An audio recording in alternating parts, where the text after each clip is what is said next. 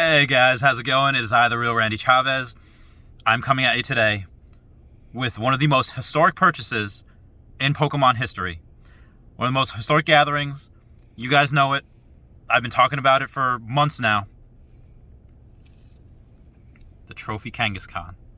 PSA 10. A little background on this card for those of you that don't know. This was only given out in May of 1998 at a parent-child battle tournament where the teams of parent and child had to battle together, and if they had received a certain amount of wins, beaten other couples, I shouldn't say couples, they're parent-child, other teams, they got this card. No English release. This is a unique artwork, unlike any other. There's less than 50 graded in the PSA Pop Report. There's only 11 PSA 10s. At the making of this deal last year, I'd paid a record price of $80,000. Took me several months to pay off, of me living like a pauper, me living in a boiler room, me absolutely just liquidating my collection that I did not want to sell. Many tears were shed. And up until 2 days ago, the highest declined offer for this card was $200,000. As of this morning, the highest declined offer for this card, where somebody had made an offer, was $220,000. The cheapest you can get right now on eBay is $407,000, and the PSA 9 is most likely going to sell at, that's on auction right now, SM Pratt's, probably between 70 and 90 grand. I'd not be surprised if we get close to that 100,000 mark for that PSA 9, because the PSA 4 just sold for 40,000 about a month ago. That was my PSA 4 that I bought for 10 grand. I traded it to the guy that sold it for 25 as trade-in value for this card. This is one of the happiest. Oh my God! Look at that holo. I know I'm in a car and it's bouncy, but oh my God! Look at that holo. And look, there's like almost two little swirls over there.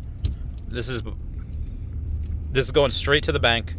As I'm in a car with my good friend Ty, he offered to drive in case like someone decided to say like, hey, we're gonna hit this. We know you're buying it. We know you're getting it. You're not in New York City.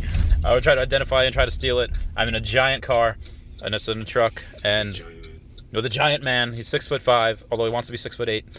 And I was supposed to be 6'8". He was supposed to be 6'8", but side point.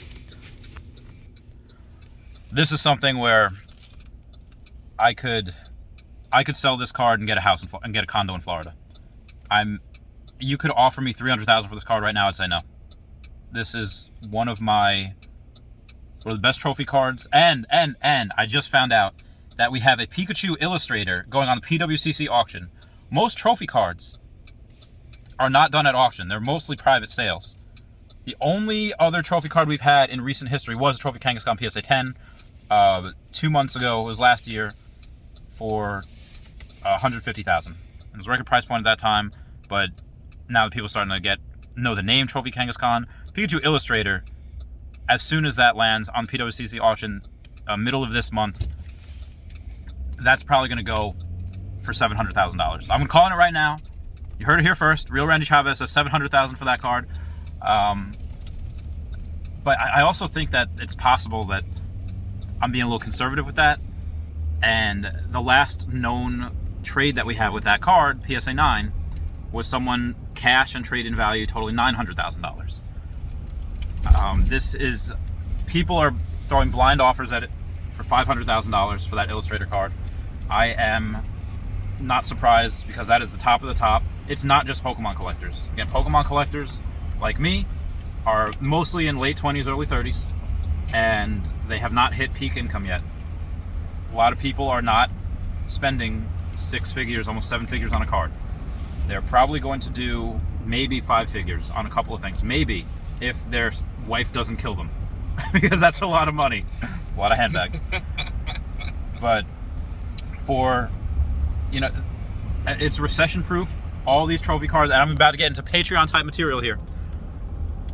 Trophy cards, anything, if you're spending over 6 figures on a card, you're not living paycheck to paycheck. You're not worried about getting fired in the pandemic. You're not worried about being let go. You have money. And this is something where, again, I've had experiences with Middle Eastern royalty showing each other Pokemon cards. There's the type of FU money that is in the top of collecting, where most of it's in sports. Most of it is in, old school Honus Wagner cards. You have 1979 Gretzky, Okichi. You have not even just baseball. You have basketball. Michael Jordan rookie. How many? What's that? $1 million for that? Yeah, it just sold. Yeah, it just sold for what? How much? Almost $1 million. I think it was like $975,000. 970. If that was a house, you would have had to pay a mansion tax on it. Anything over $950,000 that sold as a house, you have to pay a mansion tax. You can buy a mansion with a Michael Jordan rookie. This is something where that is recession proof. It's only going to go up. Again, this is not financial advice. I'm not a financial advisor, but I have never seen a trophy card go down. I have never seen any of the high-end market go down. Wayne Gretzky PSA 9 that sold for, like 100,000 or 90,000 1 year. 5 years later, sold for 400,000. You can make any arguments you want against it, saying that children's cardboard, and okay, fair point. This is meant to be a prize for a child's plaything. Yes, I saw that line from Vegeta when his son Trunks turned Super Saiyan, but that has a lot of relevance here. A lot of relevance because I just love it. And I know Ty wants to get back to his radio, so I'll only go for 2 more minutes. I would do everything I had to do for this card, I would do again.